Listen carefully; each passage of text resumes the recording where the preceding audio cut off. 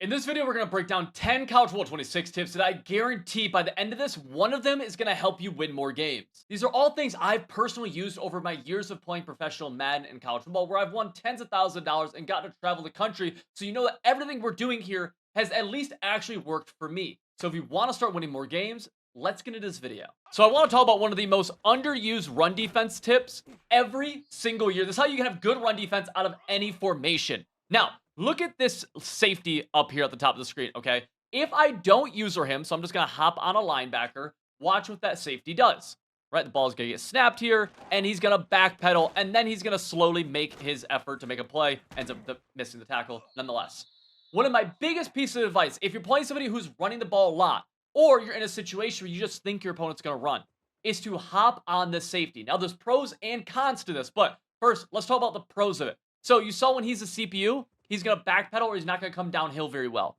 When you get to user this guy, you get to have control. So when you see the ball snap, you can actually go downhill and get him to the ball carrier. When it comes to run defense, your user is the most important player on the field by far. And by using a safety, you're getting an extra guy in the box who usually wouldn't be making much of a play. And you can see he's the guy who's going to make a play a lot of times. Now, I like to do this preferably out of a cover 3. With that being said, you could run whatever normal coverage you call, hop on this high safety, and you're going to get him more involved than he usually would be. Okay, even if you're in cover 4, which has your safeties and run fits, using him is going to be better than the CPU using him. Now, one big thing you got to keep in mind is that play action could cook you. So if you are afraid of play action, right, or you should just always be a little afraid of play action, a big tip I can give you is paying attention to the wide receivers and the tight end. If they release downfield on a route, we're going to switch stick down with the right stick, okay? If they don't and they end up blocking, then we can probably assume it's a run. Right here. Oh, they cut it all the way across. Okay, awesome. Also notice, my user's not getting all the way down here in the box. If he's down here, he's going to get picked up by an offensive lineman. Instead, I like to be around 10-ish yards back, which is going to allow me to have... They ran the same play twice. Nice. It's going to allow me to flow to the ball. We don't want to get caught up in the mush, all right? Now, really fast, let's just showcase what a play action play would look like. We'll go to... What do we got here? Okay, we're in pass. We're going to go random play action pass. They're in a heavy formation where I'm like, I want to stop the run. Let's get our safety involved, right? We're here. Getting ready. Boom. Oh, play action. Notice what I did immediately is I switched it down immediately. You want to throw your user back up with the left stick, right? So kind of right as the ball is getting snapped, you notice play action. Push up on the left stick, then right stick down to get switch stick onto a hook curl. I also like to press wire triangle and go down on the right stick, which will shade my coverage underneath and just help take away anything quick. Right here. Oh, play action. Okay, we're there. Okay, now they gotta make a tough throw, right? A lot of times if they're under center, they're not going to be a good passer. So you just want to make sure we take away the easy stuff, which is stuff to the flats, and we take away the easy stuff, which is like touchdowns over top to streaks. Over here again. Boom. Oh, look, we're here. Now I'm switch sticking. Okay. Boom. Right, that's the big thing, is get off of that deep middle blue. Or you can user him and you have to run back yourself. So let's go here. I see play action. I'm just going to run back myself. Although I just think it makes more sense to switch stick off of him. And then potentially get a pick 6. Let's see. 6. Get out of there, kid. What a great way to end this segment. What? Oh. Counts. Now, if you got any value from this, and you think something so far may actually help you win more games, you should check out my website, simple.gg, where we have over 2,000 active members right now who are using our full offensive and defensive guides to actually win more games. These are plays that are designed to work regardless of what skill level you are or what game mode you're playing. And right now, you can get 40% off using code LAUNCH40 and get access to everything we're doing. The link to that is in the top of my description. So let's talk about one of the coolest things you could do in the run game in College Football 26 that's going to make your run game a lot better. So first and foremost, if we hold left trigger and push the right stick to the left, you can see all of our blocking assignments on this play. I do this for every run and every RPO before I snap the ball. Keep in mind, the red lines are one-on-one blocks, and the blue lines are double teams with the goal of chipping off to the next level. Keep in mind, this is what it's designed to do. The defense, of course, has a game plan as well, and also certain times our offensive linemen just don't win their assignments, so they can't get to that next level. Just something to keep in mind. Right here, actually, look at this. We're trying to run an inside zone to the right, and the way we're blocking this linebacker in the middle is through a double team on the left side and then working up to him. That's going to be tough. Not impossible, but it's going to be tough. And you kind of see them try to do it right there, but it's tough, right? Okay, so first of all, when it comes to running the ball, we want to hold only the left stick because that's going to allow us to cut the ball in different directions, which is going to be very necessary for a lot of different runs. This type of run, I cut it all the way back across right there, and we are able to gain a cool 4, right? Again, with the left stick right here, though, I'm going to end up, we'll go like that. That's all left stick, okay? It's all pushing the left stick. Now, when we get open field, I decide where I want to kind of try bursting through. I'm holding right trigger. Right now, I'm holding right trigger. Once I decide, like, oh, I see that open lane. But when you're trying to change directions, keep it left stick only because you'll have more control and you'll be able to kind of cut in and out. Now, some EA did to change the blocking assignments here, which is kind of cool, gives us a lot more control as a runner, is there's 2 things. One, we can flick up on the right stick and we can actually assign somebody to not get blocked. So let me show you an example. Right here, we're running inside zone to the left. I actually don't think I need to block this defensive end on the right. So let's actually untarget him. And now he's not going to get blocked. In this situation, you will see sometimes either the guy who's blocking him get a new assignment or stay in his, or he just won't show a new assignment. And so in that case, you can either do something different, you can rechange it, whatever it is. But now, look, we're actually getting a double team on the play side. On the left of screen defensive tackle. We're going to leave that guy unblocked still and ends up helping us in the run game. Okay, so that's something just to keep in mind. We can untarget people. We look at this right here.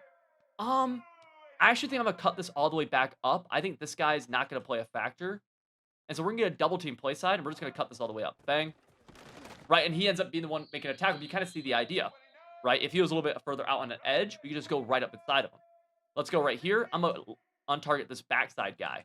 Right, could be bad. Oh, ends up being a zone. Ends up working out really well, getting us an extra blocker going downfield. Right, some pretty good examples right here. Now, we can also ID the mic. That's done by using left bumper and A or X, and then putting the M icon on top of somebody. So, to untarget, just up on the right stick, put the fire icon on somebody. ID the mic is left bumper and A, then putting the M on somebody. This will change the blocking assignments as well, depending on if they're not already blocked, and it kind of has some kind of like situations where it does and doesn't, but this can have an impact too, and this will change it at times too. We'll run the ball a few times and kind of see what this does. Mind you, by doing these things, you can also hurt the run. Let's go here. I actually want to, let's see if we can ID the mic on this outside corner and get him blocked. And we do. See, now we have a double team with the goal of chipping back to the outside corner. You know what? I actually don't think I need to block this guy either. And let's actually just motion him across. So now this has changed a ton. I don't think this will be, I don't know, we'll see. But you kind of see the idea, like, the blocking assignments can change a ton, which could help you or hurt you. Just something to keep in mind. Right here, backside, don't want him. If you have a guy who just does not change his assignment after you untarget somebody, that means he's just going to keep his same assignment. It's a little bug. But this works well enough to where if I untarget this D-tackle, guess what? D-tackle just comes free. This is one of the more annoying styles of offense to have to try to defend against. Somebody who just throws underneath all the time, right? Whether throwing a drag like that, or sometimes they'll put their halfback in a flat and they'll hit their halfback quickly. It's just tough to defend. And a lot of times it feels like when you do defend it, you leave open a lot of other stuff. So I'm going to talk about my favorite way of defending this now in College Football 26, which let's go back to the same play. And we're actually going to do any formation. I don't really care what formation or playbook you're in, but we need to click our right stick in. So let's go bang. Now let's scroll down and let's actually go to the zone drops, and we're going to go to our zone drop hooks and put them at 5. All of our yellow zones now will play 5 yards of depth. Now, from here, what I want to do is call any formation, and I want to call some sort of cover 3. I don't care which one you choose, just call cover 3. Then, we want to press Y or triangle and go down the right stick. That's going to shade our coverage underneath and get our flats to play hard flats for us, okay? When they play hard flats, they're going to go play about 0 to 5 yards from the line of scrimmage. So now the same play is no longer viable at all, right? You see, you're just not going to be able to do it, right? This is going to totally stop underneath stuff, right? Bang, try going underneath that way, bang, pick. They catch that, they win the game off that. You're the worst. I'm sorry, buddy. Like, but you know what I'm saying? Like, it's hard. Now right here, I want to point out a little bug in the game where at times these hard flat defenders, oh, I'm sorry, that was a seam flat, it shaded underneath. Whoops. There are times our hard flat defenders can get sucked inside, but make sure you shade that coverage underneath.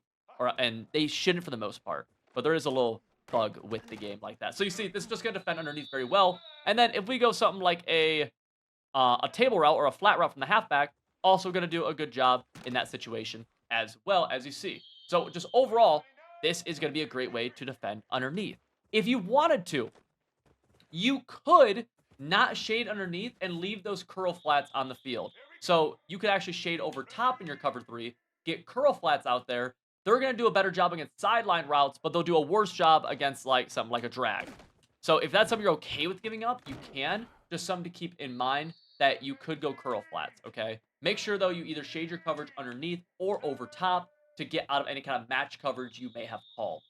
Also, if it's 3rd and 15 or something, I would put these zone hooks at 15 or 20 or whatever situation it might be. If it's a long situation, it doesn't make sense to keep them at 5, and you can actually hurt your defense a lot by keeping them at 5 always. This is an issue I had forever that took me way too long to figure out why this was happening, and once I figured it out, it really didn't happen again. Okay, so we're user in the middle of the field right here, and I'm going to switch stick to somebody using my right stick. I'm going to switch stick to him. Notice what my guy just did. We watched a replay on that. He just did like this weird little rip move, little hit stick. I don't know what you want to call it, but you'll see again if I do it, if I get over to him, he does it again. And yeah, like it's very odd, right? That's not what we want to do, because if we switch stick to somebody, we need them to be able to quickly be able to change direction, attack the ball, whatever it might be. And the reason this is happening is very dumb. You're pushing the right stick too hard when you switch stick. You have to do it very light. Notice right here, it's not happening ever. Ooh, right there it does. Notice though, for the most part, we're not having it happen anymore, right? Like we're getting it pretty consistent. Now right there, I hit it too hard. It is very fragile. I also think it's more likely to happen with linebackers than it is DBs. I could be wrong on that, but I think that's the case. So if you ever see your players doing this where you switch stick to him and he does this stupid rip move, it's because you're doing it too hard, right? And also, I think a theory I have is because it's a linebacker. So whenever you're switching between linebackers, make sure you just don't switch stick too hard, or else you can do a rip move, which will take away your opportunity to like move, and it'll delay your player some, and you won't be able to get one of those sweet switch stick interceptions, like you see right there. So it's a dumb thing, but it was really helpful for me once I learned it. So let's talk about one of the best route combos right now in the game in College Football 26. This thing is a beauty, and you need to steal this, apply it to whatever playbook you're running. Now, ideally to run this, we're going to need some sort of bunch formation, okay? So some with 3 wide receivers on the same side. You could do this with 2 wide receivers. It's just not as good, and you want these guys in close. Our outside wide receiver, we want to put him on a corner route. So wire triangle, select that outside wide receiver, corner route him, and then we actually want to stem him down 2 ticks. So wire triangle, select him, hold left bumper to custom stem, and go down on the D-pad twice. On our point wide receiver, the first guy inside of him, we actually want to put him on a slot fade. So wire triangle, select him, left trigger, that's a slot fade. Then on the next guy inside of him, if you're in a doubles formation, you don't need this, but I think it's very useful. Put this guy on a streak. Okay, so our right side looks like this. Now, somehow, some way, we need a drag or something attacking the right flat. This could come from a halfback. This could come from an ISO wide receiver like we see here. Just some way, somehow, we need something attacking that right flat. Now, when the ball gets snapped, what you'll see is we have just an overall flood concept happening to the right side. That right there is why I don't like to pass from under center, by the way. I just want to show it out of a unique formation here. I do not like passing from under center. I don't think it's nearly as good. Just a little fun fact for you guys. Now we go here. You can see why I kind of like this, because this corner route does a great job against the majority of zone coverages you'll see. If that corner route is not open, what you'll find is either this guy's open deep, the streaks open up the seam, or the drags open underneath. All right, so let's call this play again. Let's kind of see. Corner route's open. We're just going to hit the corner out with the outside pass lead like you see there. You want to make sure you get good at these pass leads, okay? That is a big deal. Pass leading, very big deal. All right, this is an advanced route combo, so if you're not a great passer, this one could be tougher for you, right? It is more hot route, but I want this channel to show you guys things that are good at a basic level, but also stuff that you could take into the best players, or take against the best players in the world and have success with. So we go here again. Let's see. Oh, corner route. I got hit as I threw. I do not recommend running a passing offense from under center. I'm just using it as a demonstrative formation to show that you can do this from different things. Let's go here again. Okay, corner route. Awesome. Got it. Bang. Very tough to defend. Also, that drag underneath does a great job too. Especially against the CPU, you'll find one of them getting open. Against users, though, you'll find people trying to switch stick and do other things like that, which will leave different things open. That drag's great in the middle of the field too. Don't get greedy only looking for that drag late. Be willing to hit him in the middle of the field. Right here, they're going to send some pressure, so I'm going to have to get this ball out fast, I think. Oh, we have corner route against man. Awesome. One-hand catch. Beautiful. It's a great, easy route combo that anybody can use from pretty much every playbook because most playbooks have some sort of bunch or at least tight formation. So if you've played online at all, you've probably seen this style of defense become pretty popular, which is called the Texas four-man. And essentially what we're doing here on defense is calling a stunt called Texas four-man, and it's very good. It gets a lot of interior pressure, and a lot of people are struggling at blocking this, and et cetera, et cetera. There's a lot of different ways to attack this, but I want to showcase one of my favorite ones that I think is really easy. If we think about this for a second, let's look at just the defensive pass rush angles. Let's look at the right side. The defensive end on the right is looping inside. The defensive tackle on the right is staying inside. Think about what that leaves us. That leaves us the ability actually to roll out on this style of defense and make them pay by getting outside the pocket. And that is really like what I want to stress to you is one of the biggest things. And something that's so funny is that I'll have people come to me and be like, Civil, when I run this defense, people keep rolling out on me. And then they'll say the same thing of like, Civil, when I play against this defense, I don't know how to beat it. Take the things that are annoying you, add those to your game, or add those to your game, to your offense, to your defense, whatever it might be. This is a big thing that annoys the heck out of me when I'm running this defense and people just roll out on me. You know what that means? It means I should probably start doing it because it's really good. And to roll out effectively, what you want to do is pretty much, I wouldn't ever double team in this situation. I don't think it's necessary. Instead, when the ball's snapped, I'm going to hold right trigger and push the left stick in the direction I want to roll out. Ideally, you roll out in the direction of your quarterback's strong hand. So in this situation, towards the right. You don't have to do that. You could go the other way, but it's just ideally you just roll out towards your strong hand. It's just a little bit better, which makes sense. The other thing too is that you want to have route combos that go towards your rollout. So again, right here, this actually isn't a great route combo because we don't have a ton of things attacking that strong hand. Whereas instead, if I do something like, I don't know, maybe something like this or something, this would be, kind of a whatever. But now we roll out. Now we have a few routes that are attacking this right side with us that we're able to choose from, just putting the defense in a worse spot. Oh, we need a block. Roll out against this. So I asked about these a ton. So here's a quick rundown of all of the settings that I use in College Football 26. Right here, we're just going to scroll our way down. Coin toss, first choice kick. Coin toss, second choice with win. I like getting ball at halftime, so I want to kick off to begin the game, get ball at half. I think it gives you a lot more flexibility and just control over the game. Control scheme for kicking is going to be tap and hold. That's just what I prefer. Let's go down here. I don't touch any of the wear and tear stuff. Pass mechanics. This is very much preference based. With that being said, this is what I use. I use this for both Madden and college. I used this last year as well. I'm pretty much the exact same. Placement and accuracy. If I was using a QB who had the ability called dot, I would just go placement. But typically I'm not. So we're going to go placement accuracy. Slow down off. Pass lead increase none. I actually don't freeform in this game almost ever. And if you don't know what freeforming is, awesome. I just use the left stick to pass lead. Reticle speed is 7. Visibilities are both user only. Now, AI wide receiver for user teams. I have this on, but I don't think, yeah, it doesn't really matter a ton, but I keep this on.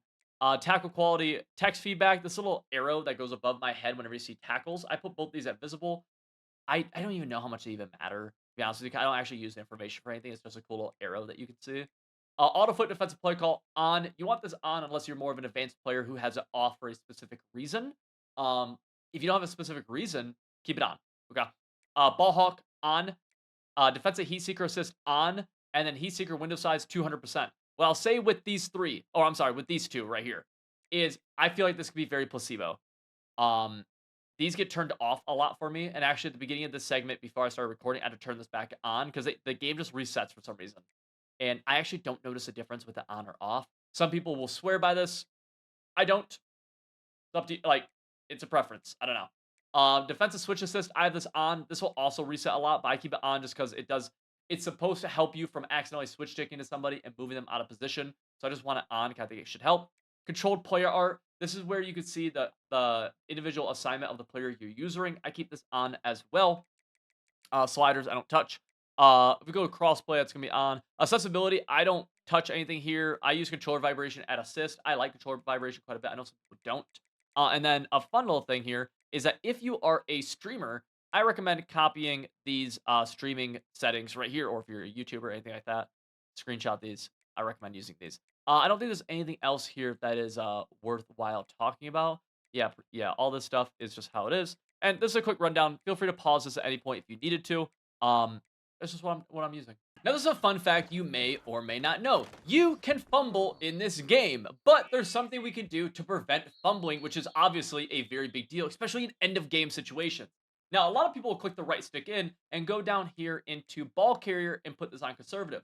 This changed this year where now conservative ball carrier says AI ball carrier protects the ball and decreases fumble chances. So, if we're using the running back that's not an AI defender or an AI ball carrier. Now, I will say, in those situations, I will still put this on conservative just as a potential placebo thing.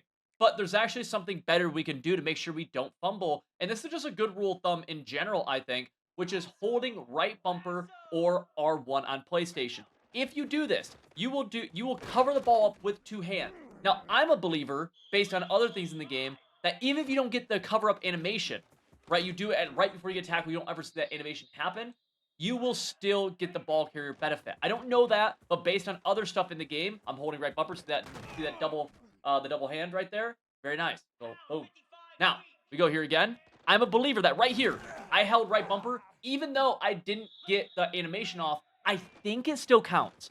Again, that's purely based off other things I've seen. But keep that in mind when you're running the ball or just anything, especially at the end of games where you don't want to fumble will lose you the game. Hold right bumper before contact, right? It will slow you down, but hold that right bumper before contact to ensure you will not fumble. If you fumble after holding that right bumper, you got unlucky. I'm sorry, but this will help you a lot. Let's count how many times I complete the pass here. Oh, we throw this 1 for 1. Okay, cool. Let's go again. Snap this ball. 2 for 2. Cool. Who really cares? 2 for 2. If we go again, we're going to be, guess what? 3 for 3. I'm going to do this again. Watch me. Oh, 4 for 4.